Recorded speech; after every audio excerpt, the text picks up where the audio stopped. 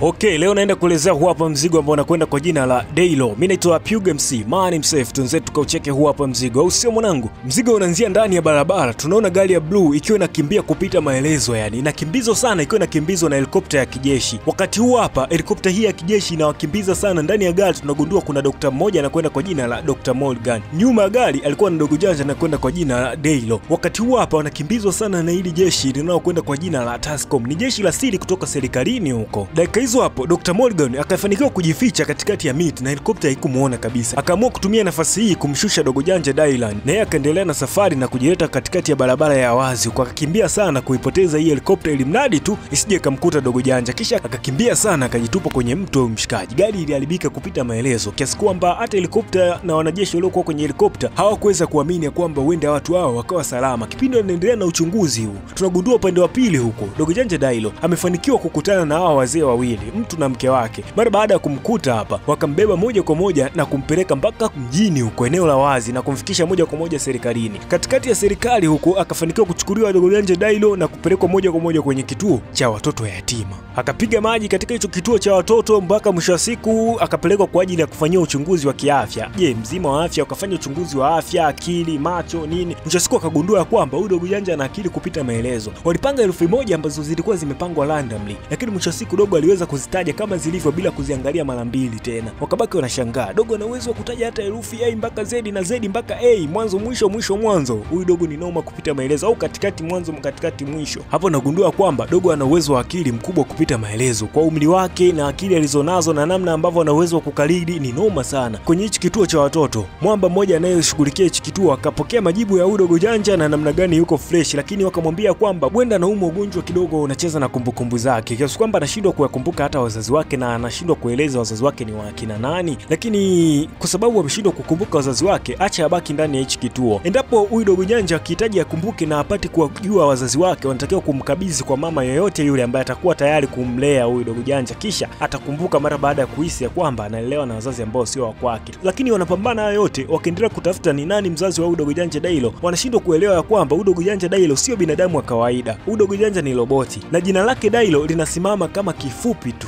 ni urefu wa jina linalokwenda kwa jina la Data Analyzing Robot Use Life Form, ambapo kwa kirefu ndio linapatikana hilo jina Daylo. Huyu dogo janja ni roboti na alitengenezwa moja kwa moja kama roboti fulani wa akili mnemba ambaye atafanya kazi na kushughulikia kazi moja za kijeshi huko. Wanajeshi waliamua kuanzisha huu mradi wa kutengeneza hawa watu hapa, na hii ndio sababu ya kwamba huyu dogo janja licha kwamba na umri mdogo sana, miaka 10 tu, lakini ana akili kupita maelezo. Ubongo wake unafanya kazi misili ya mashine vile au kompyuta. Tunaambiwa kwamba jeshi liliamua kumtengeneza huyu dogo janja kwa ajili ya kumwandaa mwanajeshi mkali kupita maelezo, mwenye uwezo mkubwa kupita maelezo. Lakini katikati ya hii project Dr. Morgan aliamua kukimbia na huyu dogo janja, ndio kule alipokuwa anakimbizwa na gari ya blue. Siku kadhaa zikawa zimepita. Yule mshikaji msimamizi wa kituo cha watoto yatima akafanikiwa kuwasiliana na moja kati ya jirani yake ambaye alikuwa yuko tayari kabisa kumchukua dogo janja Daylo na kuishi naye. Yote haya wanafanya ili kumfanya Daylo amkumbuke mzazi wake. Wao hajui kama huyu dogo janja ni roboti. Basi mwisho wa siku kuna mwamba anakwenda kwa jina la Andrew. Akawa amefika mitaa hapa na kipenzi chake mkewe huyu Joyce. Tunaambiwa kwamba huyu mwamba alikuwa anashindwa kabisa kuzaa akiwa pamoja na mkewe. Alishindwa kabisa kumpata mtoto kwa sababu ya matatizo ya kiuzazi huko. Hivyo basi ameamua kumchukua mtoto akajaribu kuishi naye. Wataishi naye mpaka pale ambapo mzazi wake atapokuja kupatikana. Wakamchukua moja kwa moja na kuenda naye mpaka nyumbani huyu dogo janja. Maisha yakaanza. Wakaishi kwa furaha sana hapo nyumbani. Na wakaendelea kuishi kama moja kati ya familia ambayo imeishi kitambo sana, kwa sababu dogo janja Daylo alikuwa rafiki sana kwa kwenye familia ya Andrew pamoja na mkewe Joyce. Lakini mwisho wa siku katikati ya maisha hayo wakaanza kugundua vitu baadhi kidogo. Huyu dogo janja alikuwa haelewi baadhi ya vitu na alikuwa hana hisia kabisa kwenye baadhi ya vitu. Alikuwa haelewi kuhusiana na mambo ya kiutani, kejeli hizi. Anashindwa kabisa kuendana na watu ambao walikuwa wanamtania. Basi mwisho wa siku kwa sababu huyu dogo janja ameshaamua kuingia kwenye maisha yao, ikabidi wamtambulishe kwa jirani yao ambaye alikuwa anaishi karibu pamoja na hii familia ya Andrew. Na hii familia ilikuwa na dogo janja ambaye anakwenda kwa jina la Toto na bidada mwingine ambaye alikuwa kwenye hii familia ya hawa majirani. Hivyo basi wakawa wameunganisha ukaribu kati ya dogo janja Toto pamoja na huyu dogo janja hapa Daylo. Hivyo siku iliyofuata dogo janja Daylo akafanikiwa kujibeba moja kwa moja na kufika nyumbani kwa kina Toto huko. Akacheza sana game moja, alicheza kupita maelezo na kufika kiwango kikubwa sana, yani hadi wenyewe wakabaki wanashangaa. Umefikaje huku? Na siku iliyofuata wakaamua kumpeleka shuleni kwa mara ya kwanza dogo janja Daylo. Alipofika huku shuleni, alikuwa na uwezo mkubwa sana wa kitaaluma udogo janja. Na mwisho siku alipokuwa akirudi nyumbani mara baada ya kumaliza masomo yake, huku nyumbani alikuwa anakutana na Andrew. Andrew alikuwa anamsaidia kumfundisha baadhi ya vitu, baseball hapa, anamfundisha sana baseball. Akagundua uwezo mkubwa wa udogo janja Daylo. Ana uwezo wa kupiga sana huu mpira na ukaenda mbali kupita maelezo. Hii kitu ikamfanya Andrew afikirie sana juu ya kumuingiza udogo janja kwenye timu yake ya baseball. Hivyo basi mwisho siku timu yake ikawa imeshinda kupita maelezo yani. Andrew akaamua kumwambia Daylo ya kwamba sihitaji umwambie mtu yoyote kuhusiana na hii siri ya wewe kuwa na uwezo mkubwa wa kucheza huu mpira Usimwambie mtu. Sababu ni moja tu, mshikaji alikuwa anahitaji udogo janja achukuliwe na watu wengine huko. Lakini kwa sababu udogo janja ni roboti, utunzaji wa siri kwake ilikuwa ni kitu kigeni sana. Siku iliyofuata akamwambia mama yake, bwana, nimepiga mashuti mengi na baba amesema nisikuambie. Baadaye kidogo jioni, Andrew akambeba dogo janja Daylo, akambeba moja kwa moja mpaka kwenye ATM. Walipofika kwenye ATM, akajaribu kuingiza sana kodi kwa ajili ya kutoa pesa hapo. Lakini ATM ikawa inasoma ya kwamba hana pesa kwenye kadi yake, licha ya kwamba mwamba alikuwa na pesa kiasi. Dogo janja ikabidi achukue hatua. Dogo janja ana uwezo mkubwa, akafika hapo kwenye ATM na akairekebisha, ikasoma kiasi kikubwa cha pesa ambacho kilikuwepo ndani ya hiyo kadi. Lakini mwisho siku akaamua kuongeza hicho kiasi, akaongeza maradufu, akaiyaki hii ATM na kuifanya isome zaidi ya dola milioni 14 hivi. Kitu ambacho kilibaki shangaza tu hapo katikati. Mwamba akatoa pesa ambazo anazitaka kisha kanyefua kadi na kuondoka hapo. Na mara baada ya hapo akajibeba moja kwa moja na kwenda kule kuna uwanja wa shule kwa ajili ya kufanya warm up, kuendelea kujifunza masuala ya mpira wa baseball na kujiandaa kwa ajili ya mchezo unaofuata. Lakini upande huu wa nyumbani, Joyce alikuwa anazungumza na marafiki zake. Anadai ya kwamba ajihisi kama ni mama bora kwa mtoto Daylo. Sababu ni moja tu, dogo janja Daylo kila akirudi nyumbani anajisafishia kila kitu. Anafua nguo zake yeye mwenyewe, anatandika kitanda yeye mwenyewe, anasafisha viatu vyake, anajifulia, anajipasia. Yaani hakuna kitu mimi nakifanya kiasi kwamba nikajihisi ni mama. Watu wakabaki wanamshangaa na kusema ya kwamba huenda dogo janja ana akili tu na ni mtiifu na anaweza kufanya kazi. Sio swala la kushangaa hilo. Lakini yeye Joyce alikuwa anahitaji kumsaidia kila kitu Daylo. Asijue ya kwamba Daylo aliundwa kwa ajili ya kazi tu na kazi ngumu za kijeshi. Hivyo basi mwisho siku ni mtu anayejituma kwenye kila kitu anajifanya yeye mwenyewe kwa sababu kaumbiwa skills ngumu na nzito mno za kikompyuta zaidi. Siku kadhaa zimepita, maisha yakawa yanazidi kwenda, lakini siku ya leo imeamka vibaya kabisa. Kuna watu ambao walifika mitaa hii hapa kwa ajili ya kutoa taarifa ya kwamba tayari mamlaka zimefanikiwa kumpata mzazi wa Daylo. Hiyo basi mwisho siku inabidi wamrudishe mtoto kwa ajili ya kwenda kwa wazazi wake rasmi kabisa. Kabla yeye hajarudisha kumbukumbu, mamlaka zimefanikiwa kumpata mzazi wake. Hawakuwa na namna hii familia ya Andrew pamoja na Joyce. Kabidi tu wampeleke Daylo huko ambako anatakiwa kuwa. Hiyo basi mwisho siku ikabidi wamwambie dogo janja kwamba unahitajika kwenda kwa wazazi wako huko. Lakini dogo janja ikaonekana kabisa kwa namna fulani ameanza kuhitaji kuishi na hao watu wawili. Hivyo basi akawaambia wazazi wake ya kwamba mimi nilikuwa nahitaji tu nibaki na Andrew pamoja na Joyce, niendelee kuishi nao maisha yangu yote, nahitaji kuishi nao. Andrew pamoja na Joyce wakamwambia kwamba tutazidi kuonana tu.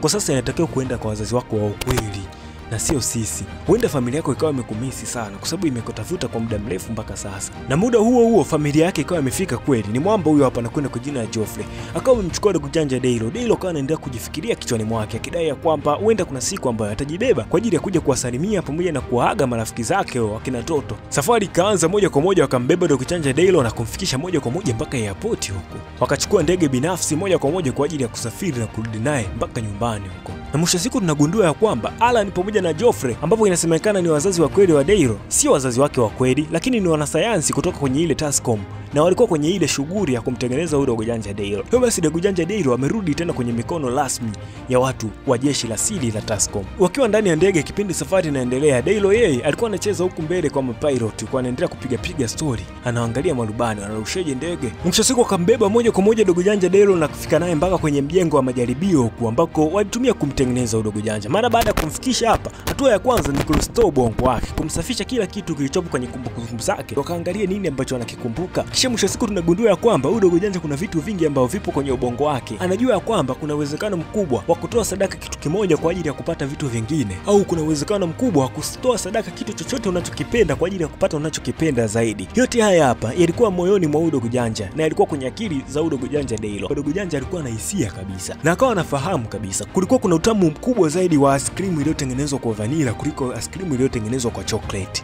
Yote haya yalikuwa kichwani mwa huyo dogo janja. Hivi vitu vyote ambavyo Geoffrey alikuwa ameviona kwenye akili za huyo dogo janja ikamfanya ajihisi ya kwamba huenda dogo janja ana hisia kabisa kama binadamu wa kawaida. Kwa nini yuko namna hii? Lakini mwisho siku ni yeye hakuhitaji kabisa kuelewa kwamba huyo dogo janja ana hisia kama hizo. Hivi basi inatakiwa endelee tu na project yao kama kawaida. Wakaendelea tu kumfanyia uchunguzi huyo dogo janja, wakampima sana ubongo wake. Lakini mwisho siku dogo janja Daylo akaaki kompyuta zote afu akatype naogopa. Wote wakabaki wanashangaa, ana hisia? Roboti anaogopa nini?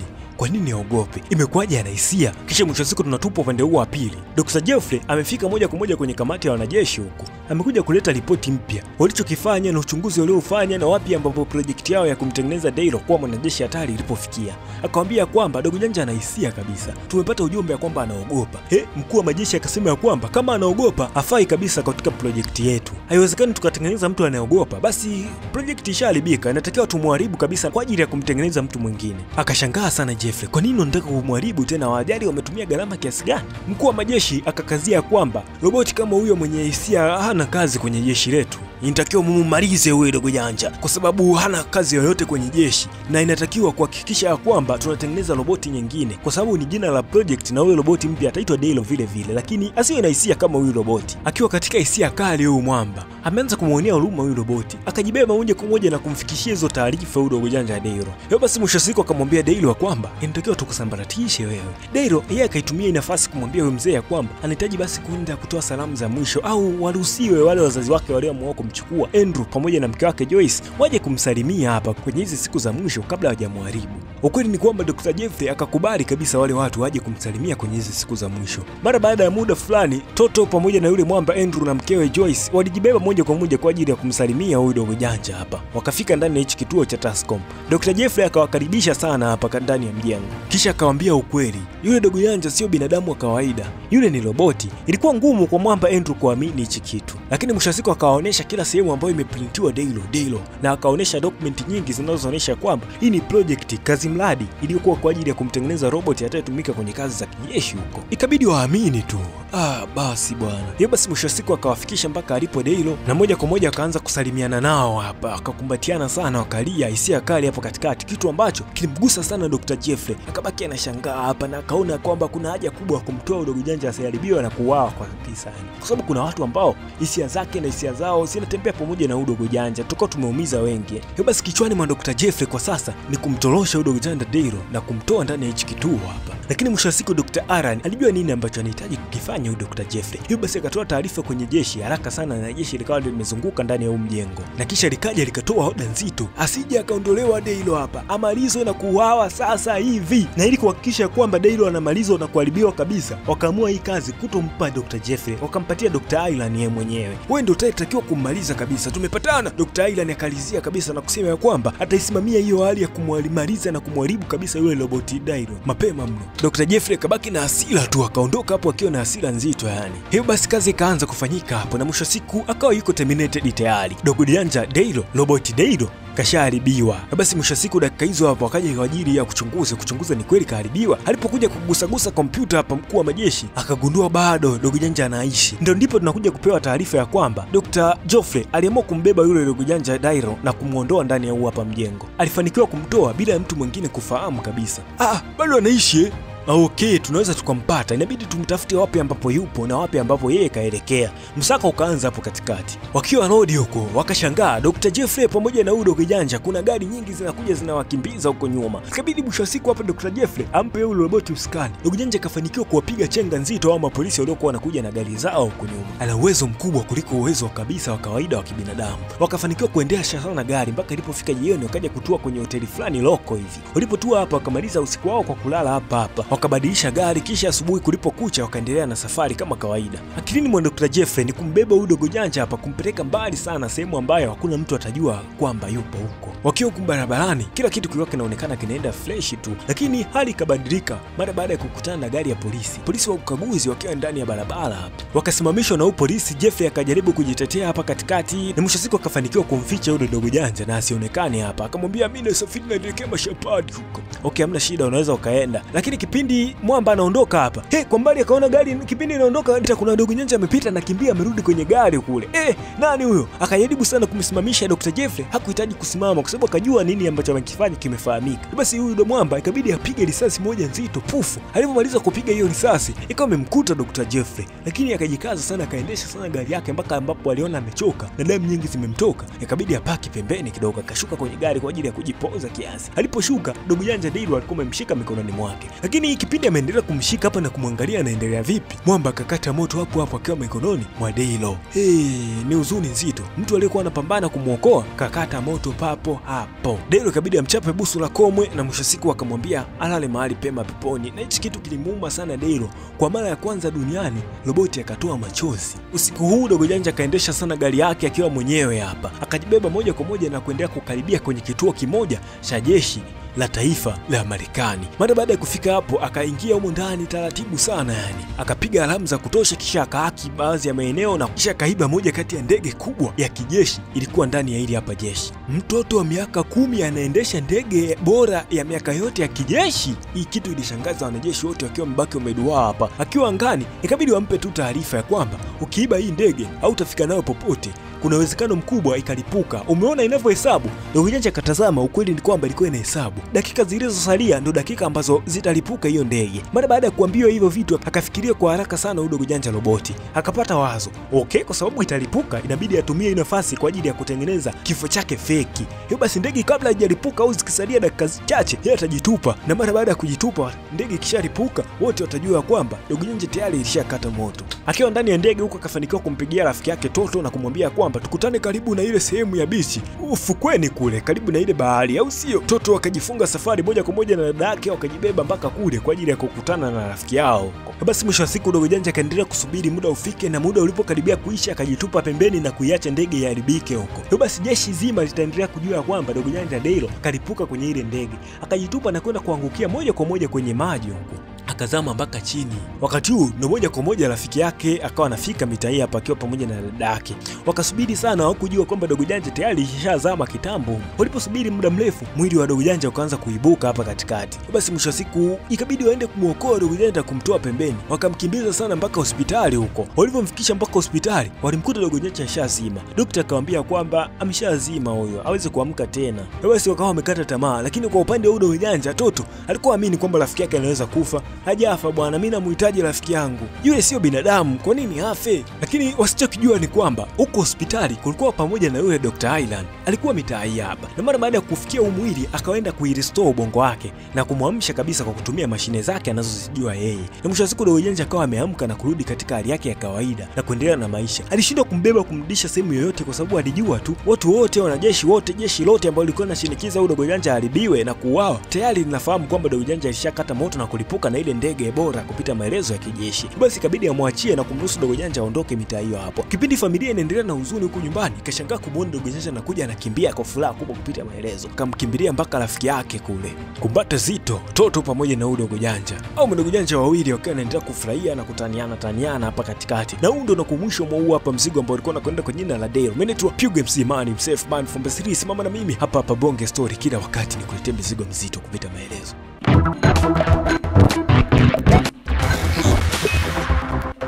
Bonge Story.